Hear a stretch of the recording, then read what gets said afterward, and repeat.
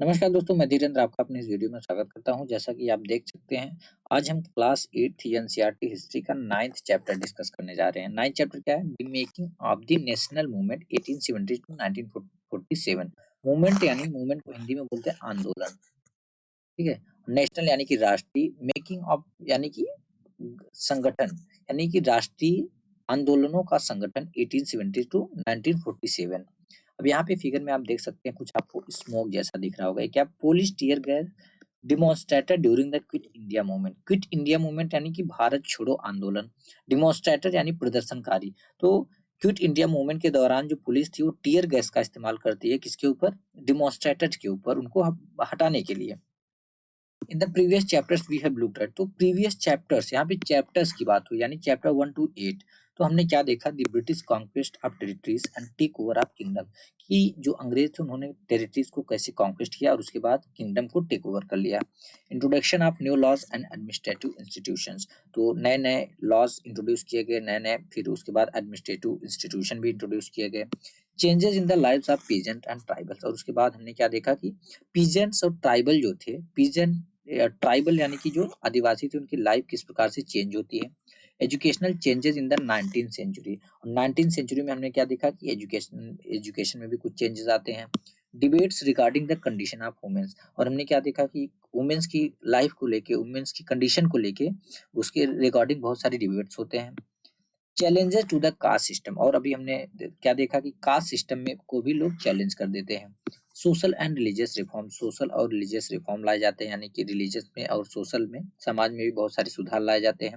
The revolt of 1857 and it's aftermath, aftermath यानी कि बाद, यानी कि जो रिवोल्ट 1857 का जो रिवोल्ट हुआ था, जो विद्रोह हुआ था, और उसके बाद the decline of craft and growth of industries, कि क्राफ्ट जो था किस प्रकार से डिक्लाइन हुआ और इंडस्ट्रीज जो है किस प्रकार से ग्रोथ हुआ इंडस्ट्रीज में, ठीक है। और यहाँ पे जैसे हमने देखा कि challenger regarding the condition of women, जो कंडीशन ऑफ वुमेन्स की कंडीशन थी, यानी सती प्रथा थी, फिर विडोज विडोज की रीमैरिज नहीं हो पाती थी, तो इसको लेके जो बहुत सारे डिबेट्स होते थे, फिर उनको एजुकेशन का एक्सेस नहीं था, ये भी हमने प्रीवियस चैप्टर में पढ़ा था।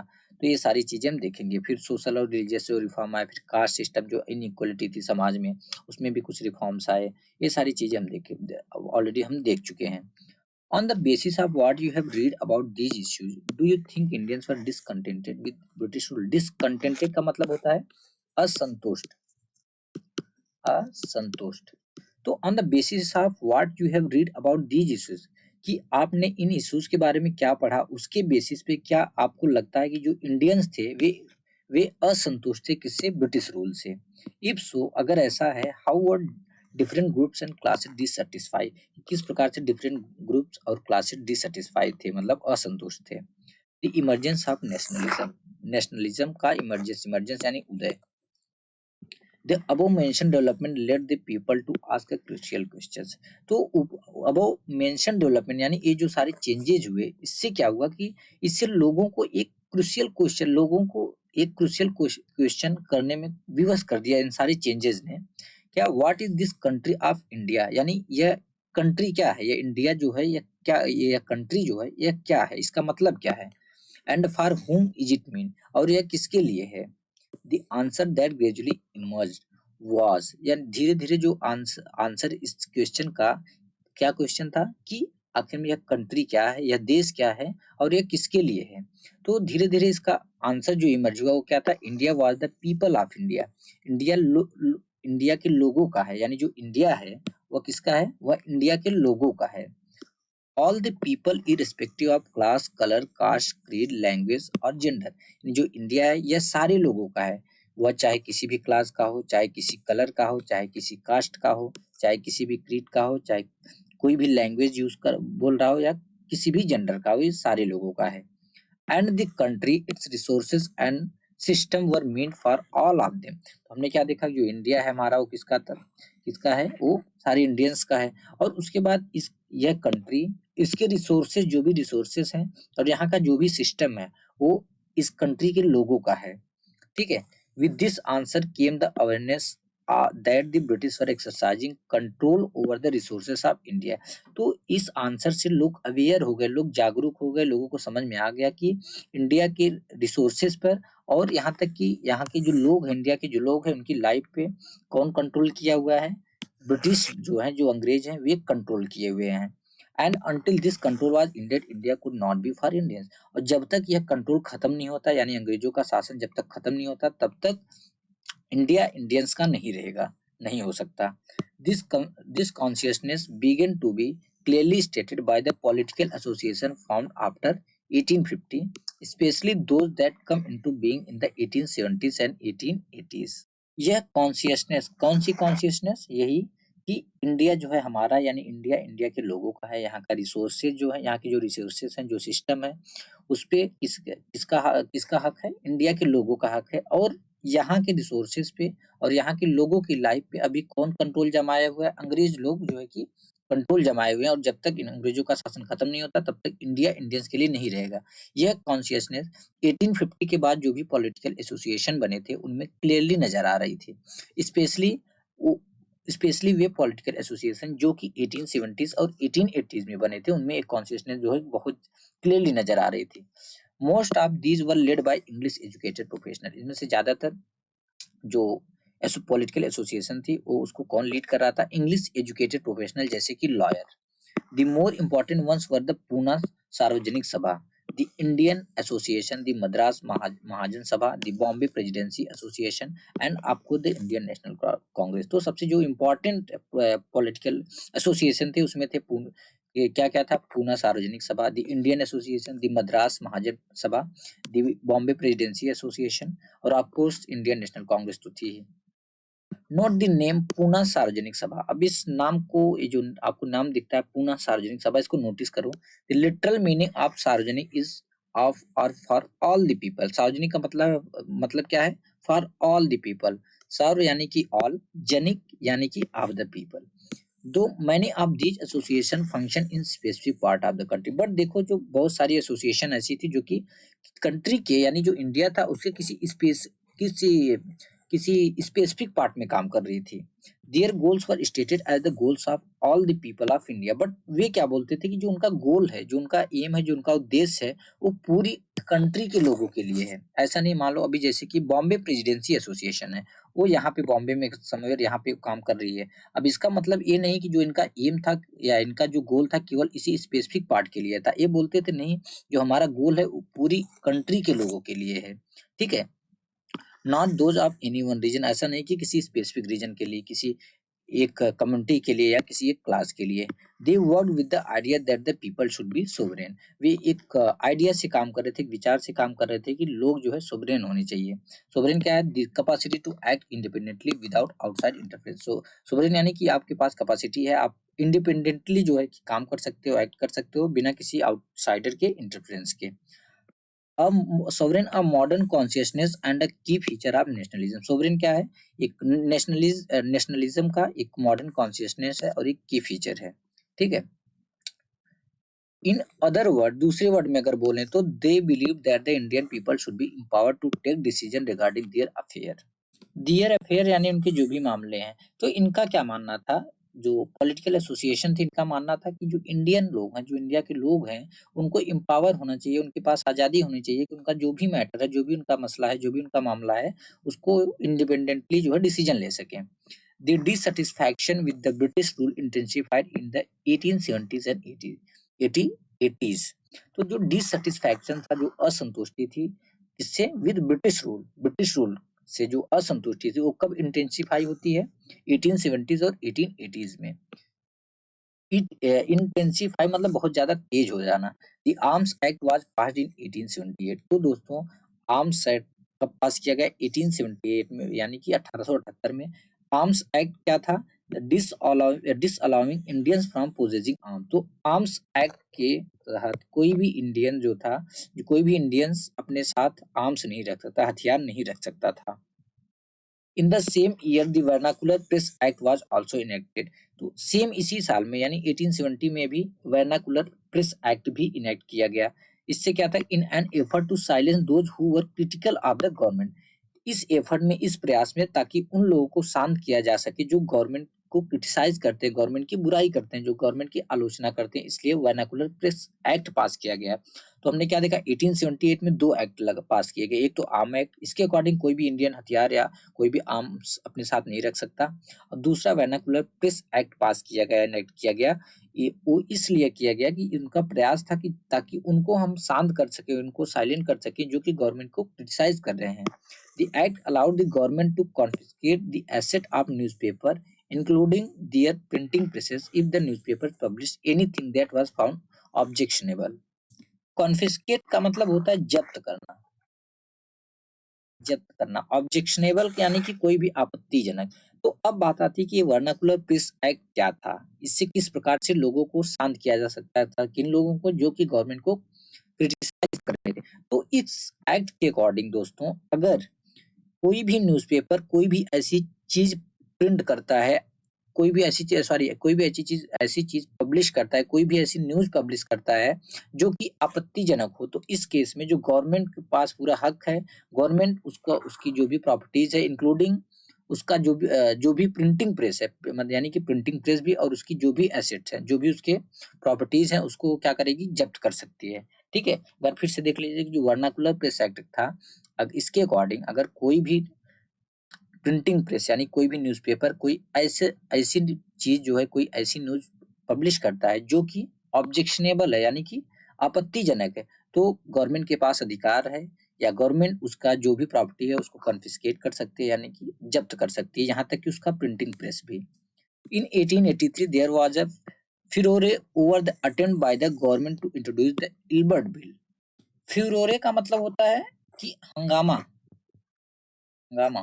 ठीक है, तो हुआ क्या कि गवर्नमेंट ने 1883 में गवर्नमेंट ने प्रयास किया था, गवर्नमेंट ने ट्राई किया क्या, इल्बर्ट बिल इंट्रोड्यूस करने का।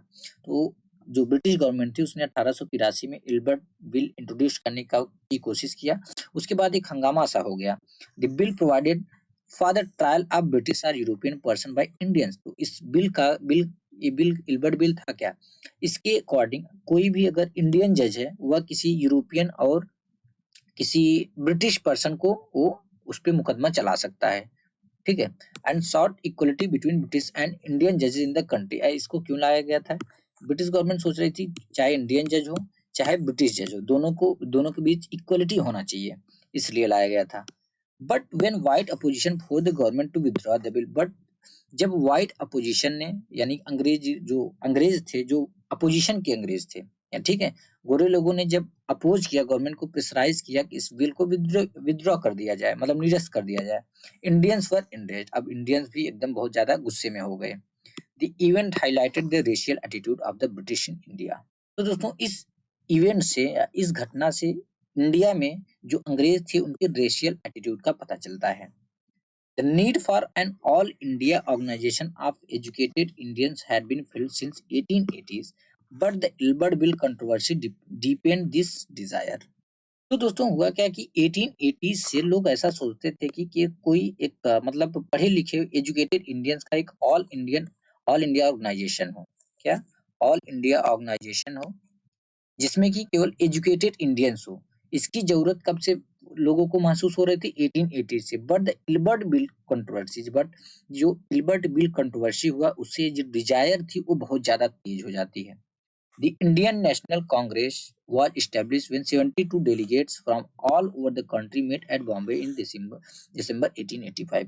तो दोस्तों क्या हुआ कि जब दिसंबर 1885 में बॉम्बे में 72 डेलीगेट्स कंट्री के विभिन्न विभिन्न पार्ट से, मतलब हर जगह से, कंट्री के हर कोनों से 72 डेलीगेट्स बॉम्बे में मिलते हैं। कब, 1885 में। तब वहां पे इंडियन नेशनल कांग्रेस जो है स्टेब्लिश होती है, यानी इंडियन नेशनल कांग्रेस बनती है, या इंडियन नेशनल कांग्रेस की स्थापना होती है। दी early leadership Dadabhai Naoroji, Pherozeshah Mehta, Badruddin Tyabji, W C. Banerjee, Surendranath Banerjee, Romesh Chandra Dutt, S. Subramania Iyer among others was largely from Bombay and Calcutta। The early leadership यानी दोस्तों जो एसोसिएशन था इंडियन नेशनल कांग्रेस जो था, इसके जो अर्ली लीडरशिप थे, यानी स्टार्टिंग के जो इसके लीडर थे, जैसे कि दादा भाई Naoroji, Pherozeshah Mehta, Badruddin Tyabji, W C. Banerjee, Surendranath Banerjee, Romesh Chandra Dutt, S. Subramaniam Iyer और बहुत सारे लोग, ये लोग ज्यादा करके कहाँ के थे, बॉम्बे और कलकत्ता के ही थे। Naoroji a businessman and publicist settle in London.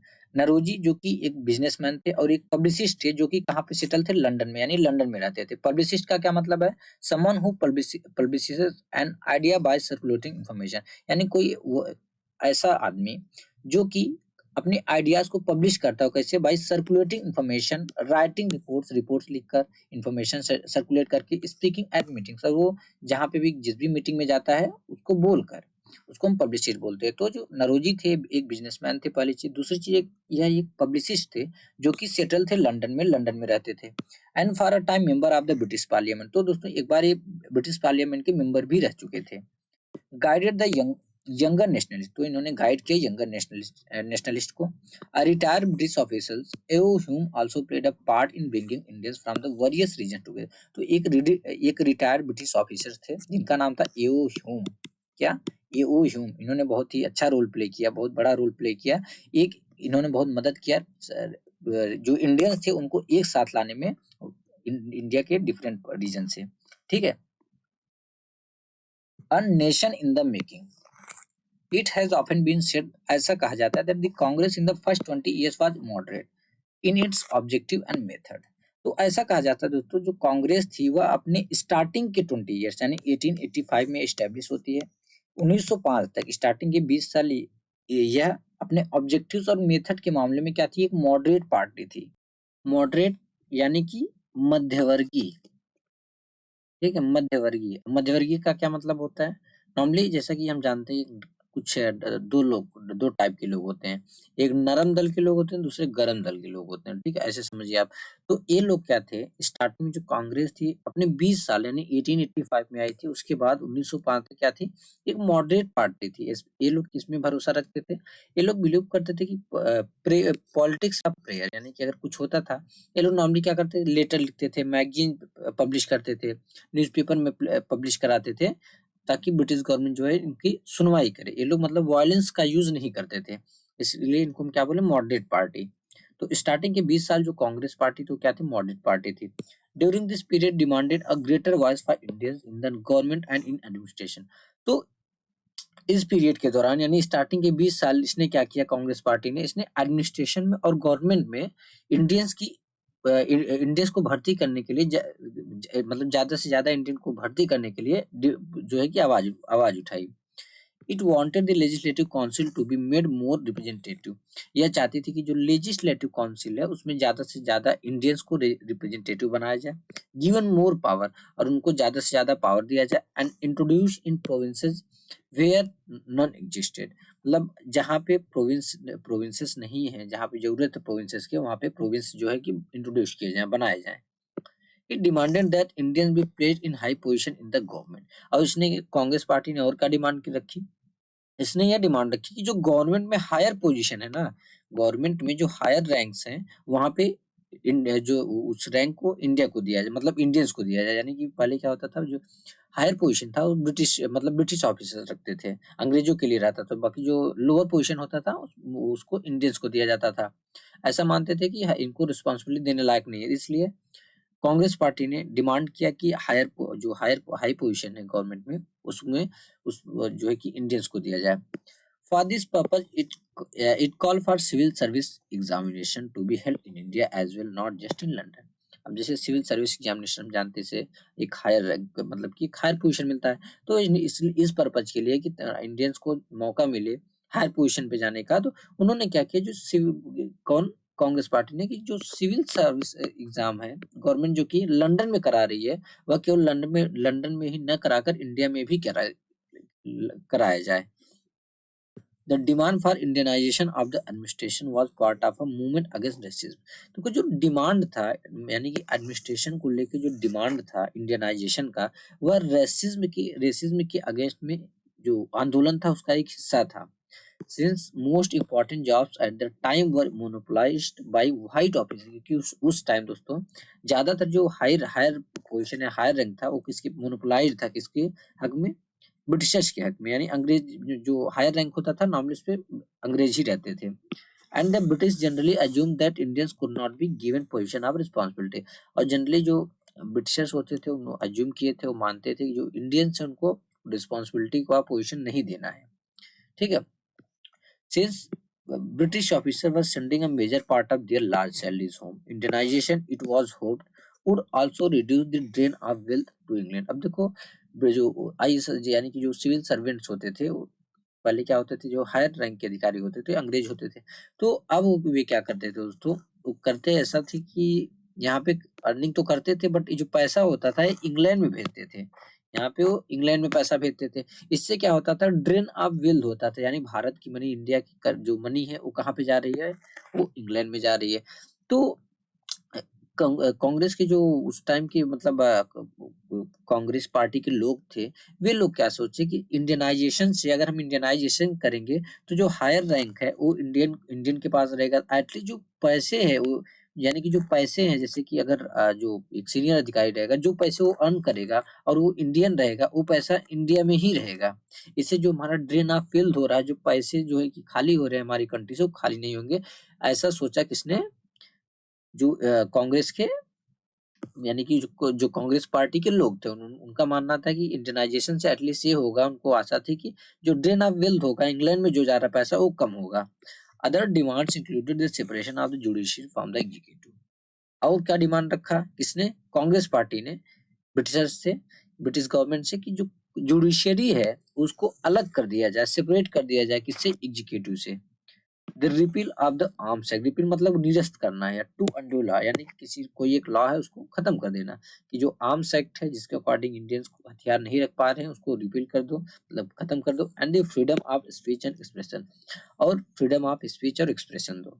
The early Congress also raise a number of economic issues, तो स्टार्टिंग में कांग्रेस ने बहुत सारे इकोनॉमिक इश्यूज भी रेज किए। It declare that British rule had led to poverty and famine, इसने बोला कि ब्रिटिश रूल की वजह से ही देश में पॉवर्टी आ रहा है, मतलब गरीबी आ रही और अकाल पड़ रहे हैं, अकाल यानी नहीं कि सूखा पड़ रहा है, ठीक है। एक्चुअली इरिगेशन का उतना था नहीं, मतलब इरिगेशन के लिए गवर्नमेंट उतने फंड दे नहीं रही थी, इसलिए बोल रहे थे, उन्होंने डिक्लेयर किया, लोगों से बोला कि जो हमारे देश में अकाल पड़ रहे हैं और जो गरीबी आ रही है केवल अंग्रेजी शासन की वजह से आ रही है। Increase in the land revenue had impoverished peasants and zamindar, impoverish मतलब दरिद्र बना देना है, गरीब कर देना। आगे बोलते हैं कि जो लैंड रेवेन्यू है उसको इन्होंने बढ़ा दिया, इस वजह से जो पीजेंट्स और जमींदार थे वो गरीब हो गए हैं, एकदम दरिद्र हो गए हैं। And export of grains to Europe had created food shortages, और जो फूड है वो कहाँ पे लोग एक्सपोर्ट कर रहे हैं, वो यूरोप में एक्सपोर्ट कर रहे हैं, इससे क्या हो रहा है कि हमारी कंट्री में फूड शॉर्टेज हो गए हैं। The Congress demanded reduction of revenue, इसके लिए कांग्रेस ने क्या डिमांड किया कि जो रेवेन्यू हो उसको रिड्यूस कर दे, उसको कम कर दिया जाए, जो रेवेन्यू लोगों को पे करना पड़ रहा है उसमें रिडक्शन लाया जाए, यानी कि लोगों को कम जो रेवेन्यू पे करना पड़ रहा है वो कम हो जाए। कट इन मिलिट्री एक्सपेंडिचर, जो मिलिट्री एक्सपेंडिचर है उसको कम किया जाए, यानी जो मिलिट्री के लिए खर्चा नहीं मतलब फंड दे रही है गवर्नमेंट उसको कम कर दे। And more fund for irrigation, और इरिगेशन के लिए, सिंचाई के लिए और जो जो फंड दे रही है उसको थोड़ा और बढ़ा दे। It pass many resolution on the salt tax, treatment of Indian labourers abroad and the suffering of forest dwellers caused by an interfering forest administration. इसने बहुत सारे रेजोल्यूशन पास किए, किस पे, सॉल्ट टैक्स पे, treatment of Indian labour abroad, abroad में जो Indian labour थे उनके साथ जो लोग ट्रीट कर रहे थे उसको लेकर। And the suffering of forest dollar, जो फॉरेस्ट डॉलर को सफर करना पड़ता है किस वजह से, एंड इंटरफेयरिंग फॉरेस्ट एडमिनिस्ट्रेशन की इंटरफेयर करने की वजह से। All this show that despite being a body of the educated elite, the Congress did not talk only on behalf of professional groups, जमींदार और इंडस्ट्रियलिस्ट। एलिट यानी कि अभिजात वर्ग या कुलीन वर्ग। तो देखो इंडिया जो ऑल दिस, इससे हमें क्या पता चलता है कि जो कांग्रेस पार्टी थी वह एक एजुकेटेड एलिट की बॉडी थी, यानी सारे लोग पढ़े लिखे और बड़े बड़े लोग थे, उसमें कुलीन वर्ग के लोग थे। बट इसके बावजूद भी दोस्तों जो कांग्रेस पार्टी थी वह केवल प्रोफेशनल ग्रुप्स, जमींदार और इंडस्ट्रियलिस्ट के लिए बात नहीं कर रही थी, यानी कि जो कांग्रेस पार्टी थी वह एजुकेटेड एलिट की बॉडी होने के बावजूद भी केवल प्रोफेशनल ग्रुप्स, जमींदार और इंडस्ट्रियलिस्ट के बारे में बात नहीं कर रही थी, उन सारे लोगों के बारे में बात कर रही थी। The moderate leaders wanted to develop public awareness about the unjust nature of British rule. जब बात आती जो मॉडरेट लीडर्स थे वे क्या चाहते, वो चाहते थे कि लोगों को पता चले, लोग अवेयर हो किसके बारे में, ब्रिटिश रूल के अनजस्ट नेचर के बारे में।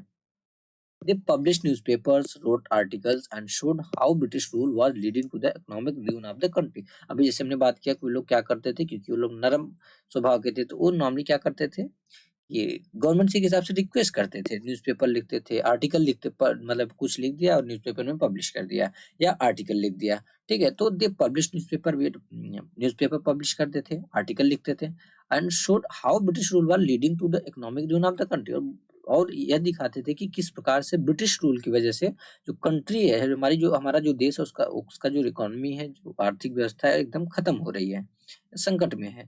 They criticized British rule in their speeches and sent representatives to different part of the country to mobilize public opinion. और इन्होंने क्या किया कि जो पब्लिक स्पीच देते थे उसमें ब्रिटिश गवर्नमेंट के ब्रिटिश रूल को क्रिटिसाइज करते थे, उसकी आलोचना करते थे और अपने रिप्रेजेंटेटिव को अपनी कंट्री के डिफरेंट पार्ट्स में भेज दिया ताकि वो लोगों की ओपिनियन को मोबिलाइज कर सके। They felt that the British had respect for the ideals of freedom and justice. अब बात आती है आखिर में नरम स्वभाव के क्यों थे, क्यों ये लोग नॉर्मल बातें करते, क्योंकि इनका मानना था, इनको ऐसा लगता था जो ब्रिटिश है वह जो आइडल्स ऑफ फ्रीडम और जस्टिस का रिस्पेक्ट करता है, क्योंकि इनकी कंट्री में यानी ब्रिटिशर्स के देश में ये फ्रीडम, आइडल्स ऑफ फ्रीडम और जस्टिस था। तो इनको लगा किसको, जो कांग्रेस पार्टी के मॉडरेट लोग थे, उनको लगा कि जो ब्रिटिश गवर्नमेंट है वह फ्रीडम और जस्टिस के आइडियल्स को रिस्पेक्ट करता है और हमारी बातों को सुन लेगा, and so they would accept the just demand of Indians. तो इनको लगा कि जो इंडियंस का डिमांड है, हमारा डिमांड तो यही है कि हमको फ्रीडम और जस्टिस दिया जाए, वो हमारी डिमांड को सुन लेगा। उनका ऐसा मानना था। What was necessary therefore was to express these demand and make the government aware of the feelings of Indians। तो जो कांग्रेस पार्टी के लोग थे उस टाइम के, उनका मानना था कि जो इंडियंस की जो फीलिंग्स है, उस फीलिंग्स को गवर्नमेंट तक पहुंचाना चाहिए, गवर्नमेंट को जो है कि अवेयर कराना चाहिए, ठीक है। Freedom is our birth right, जो फ्रीडम है वो हमारा बर्थ राइट है, यानी फ्रीडम बर्थ राइट जैसे कि हमारा जन्म सिद्ध अधिकार है, फ्रीडम जो है हमारा जन्म सिद्ध अधिकार है। By the 1890s, many Indians began to raise question about the political style of the Congress। अब देखो क्या हुआ, by the 1890s यानी कि 1890 तक आते आते बहुत सारे इंडियंस ने क्वेश्चन करना स्टार्ट कर दी, क्वेश्चन रेज करना स्टार्ट कर दी, किस पे, कांग्रेस की पॉलिटिकल स्टाइल पे, मतलब आप लोग कर क्या रहे हो, कौन से पॉलिटिक्स यूज कर रहे हो। In Bengal, Maharashtra and Punjab, leaders such as Bipin Chandrapal, Bal Gangadhar Tilak and Lala Lajpat Rai were beginning to explore more radical objective and method।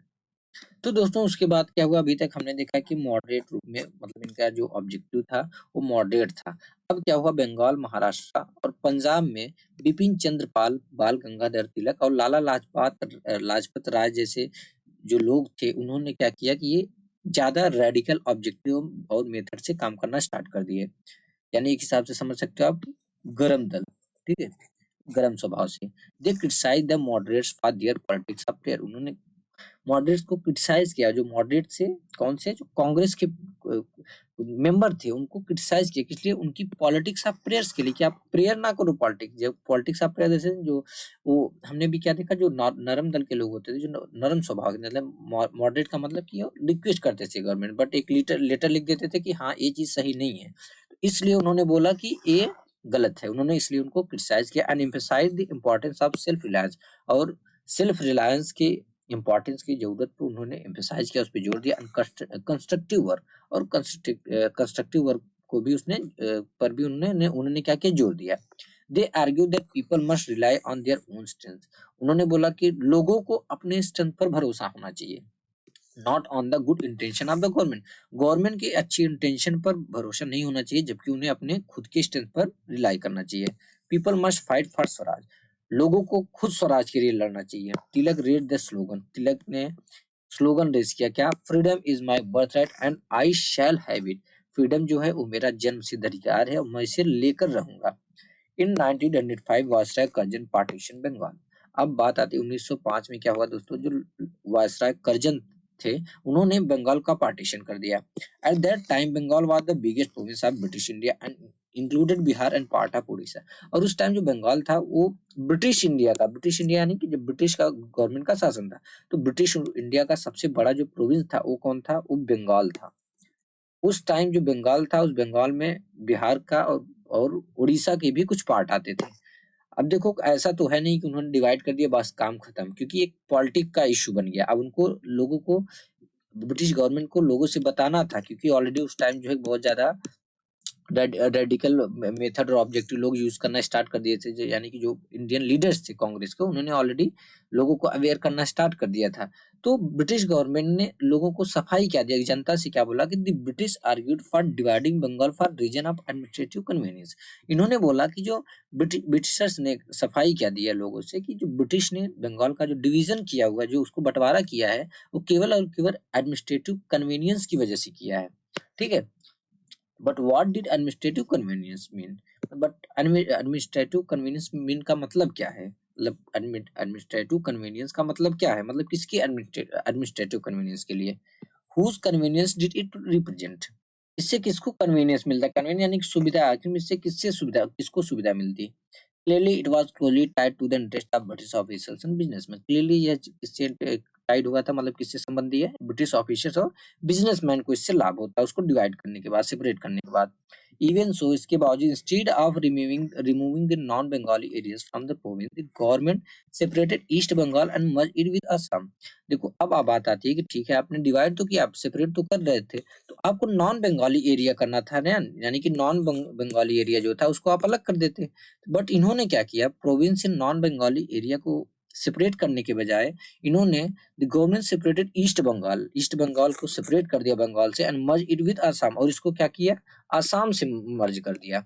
ठीक है, perhaps the main British motives were to curtail the influence of Bengali politician and to split the Bengali people. But संभवतः ऐसा होगा कि जो British motive, शायद British government का जो मेन मोटिव था वो था कि बंगाली पॉलिटिशियन जो थे इतना ज्यादा उभर रहे थे, उनकी इन्फ्लुएंस को कम करना था, कर्टेल यानी कम करना या खत्म करना, and to split the Bengali people, और बंगाली पीपल को स्प्लिट करना था। यानी कि उस टाइम ज्यादा से ज्यादा जो विद्रोह हो रहे थे, कहाँ पे हो रहे थे? वो बंगाल में हेरो थे। तो ब्रिटिश गवर्नमेंट ने क्या सोचा कि अगर मैं बंगाल का एरिया, जो बंगाली लोगों को इस यहाँ से सेपरेट कर देता हूँ, इनको असम में मिला दिया और इधर ईस्ट बंगाल बना दिया, इसको असम में मिला दिया, इससे क्या होगा, इनका प्रभाव जो होगा, इनका जो इन्फ्लुएंस होगा कम होगा। ठीक है, और बंगाली लोग डिवाइड हो जाएंगे, तो उससे कम विद्रोह थोड़ा होगा। The partition of Bengal infuriated people all over India. Infuriated मतलब गुस्सा कर देना। तो बंगाल का जब पार्टीशन हुआ, पूरे इंडिया के लोग बहुत ज्यादा गुस्से हो गए। All section of the Congress के साथ, मतलब सारे सेक्शन, जैसे कि the moderate and the radical, जो मॉडरेट थे यानी जो नरम दल के थे वो भी, जो रेडिकल थे वो भी, अपोज्ड इट, इन दोनों ने क्या किया, इसका जो गवर्नमेंट का डिसीजन था इसका विरोध किया, अपोज किया। Large public meetings and demonstration were organised and novel method of mass protest developed. Demonstration यानी कि पब्लिक प्रदर्शन या प्रदर्शनकारी। ठीक है, नॉवेल का मतलब यहाँ पे नॉवेल नहीं है, नॉवेल मतलब नया।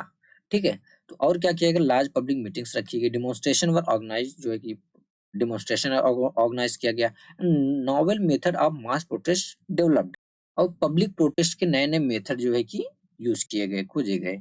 The struggle that unfolded came to be known as the Swadeshi movement. तो इससे जो स्ट्रगल उभर के आया, जो अनफोल्ड होके आया, उसको क्या, किस नाम से जाना गया? स्वदेशी मूवमेंट के नाम से। ठीक है, strongest in Bengal but with echoes elsewhere too. यह जो मूवमेंट था दोस्तों, स्वदेशी मूवमेंट, ये तो बंगाल में सबसे स्ट्रॉन्गेस्ट था, बंगाल का सबसे स्ट्रॉन्गेस्ट मूवमेंट था, बट इसकी जो गूंज थी, इकोज यानी गूंज, वो अदर जगह पे भी थी। डेल्टाइक आंध्र फॉर इंस्टेंस, यानी एग्जाम्पल की जो आंध्रा का जो डेल्टाइक रीजन था वहां पे भी था। It was known as the Vande Mataram movement. वहां पे इसको वंदे मातरम आंदोलन के नाम से जाना जाता था। ठीक है, अब जैसे यहाँ पे आप देख सकते हैं, ये हैं बाल गंगाधर तिलक जी। यहाँ पे notice the name of the newspaper that lies on the table. जो टेबल पे लाई कर रहा है, मतलब टेबल पे जो न्यूज़पेपर है उसके नाम को नोटिस करो, केसरी। क्या है? Kesari. Kesari Marathi newspaper edited by Tilak, became one of the strongest critics of British rule. जो यह पेपर था, मतलब जो केसरी था, उस टाइम का इनका जो क्रिटिक्स, मतलब जो कुछ पेपर होते थे जो कि ब्रिटिश गवर्नमेंट क्रिटिसाइज करते थे, उनमें से यह भी एक था। ठीक है, तो यहाँ पे देख सकते हैं, 1000 join the demonstration during the Swadeshi movement. बहुत हजारों लोगों ने डेमोन्स्ट्रेशन को, यानी पब्लिक प्रदर्शन को, जुलूस को ज्वाइन किया था स्वदेशी मूवमेंट के दौरान। The Swadeshi movement sought to oppose British rule and encourage the ideas of self-help, Swadeshi enterprise, national education and use of Indian languages। तो दोस्तों, जो स्वदेशी मूवमेंट था उसने क्या किया, उसने ब्रिटिश रूल का, यानी कि अंग्रेजी शासन का विरोध किया, और उसने सेल्फ हेल्प, स्वदेशी एंटरप्राइज, नेशनल एजुकेशन के आइडियाज को क्या किया, इनकरेज किया। ठीक है, and use of Indian language, और इंडियन लैंग्वेज के यूज को क्या किया, जो उस इंडियन लैंग्वेज के यूज के लिए उसने क्या किया, इनकरेज किया। ठीक है, to fight for swaraj the radicals advocate mass mobilisation and boycott of British institution and goods.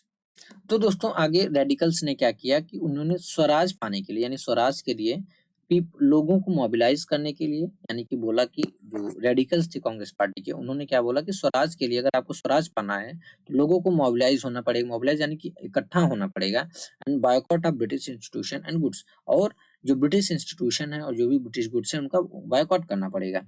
Some individuals also began to suggest that revolutionary violence would be necessary to overthrow British rule. कुछ individuals तो ऐसे थे दोस्तों, उन्होंने उनके हिसाब से उन्होंने क्या बोला कि ब्रिटिश रूल को खत्म करने के लिए, उनको जड़ से हटाने के लिए यह नेसेसरी है कि हम रिवॉल्यूशनरी वायलेंस करें। ठीक है, the opening decades of the 20th century were marked by other developments as well. तो दोस्तों 20th सेंचुरी के ओपनिंग डिकेड्स में, ओपनिंग डिकेड्स यानी कि जो स्टार्टिंग के डिकेड्स थे, उसमें और बहुत सारी मतलब इवेंट्स हुई, बहुत सारी घटनाएं हुई। A group of Muslim landlords and nawabs form the All India Muslim League at Dhaka in 1906। तो दोस्तों क्या हुआ कि 1906 में ढाका ढाका में कुछ मुस्लिम लैंडलॉर्ड और नवाब नवाब लोगों ने एक अपना ग्रुप बना लिया, जिस ग्रुप का क्या नाम रखा, ऑल इंडिया मुस्लिम लीग। कब बनाया इन्होंने, 1906 में ढाका में। The league supported the partition of Bengal. जो ये लीग थी, ये लोग सपोर्ट कर रहे थे कि जो बंगाल का पार्टीशन था उसके समर्थक थे लोग, उसको सपोर्ट से उसके सपोर्टर थे। It desired separate electorate for Muslims. इनकी जो इच्छा थी वो ये इच्छा थी कि जो मुस्लिम्स है उनके लिए सेपरेट इलेक्टोरेट दिया जाए। ठीक है, यानी जो इनका इलेक्टोरेट सिस्टम रहेगा वो बिल्कुल अलग रहेगा। It desired separate electorate from Muslim, a demand conceded by the government in 1909।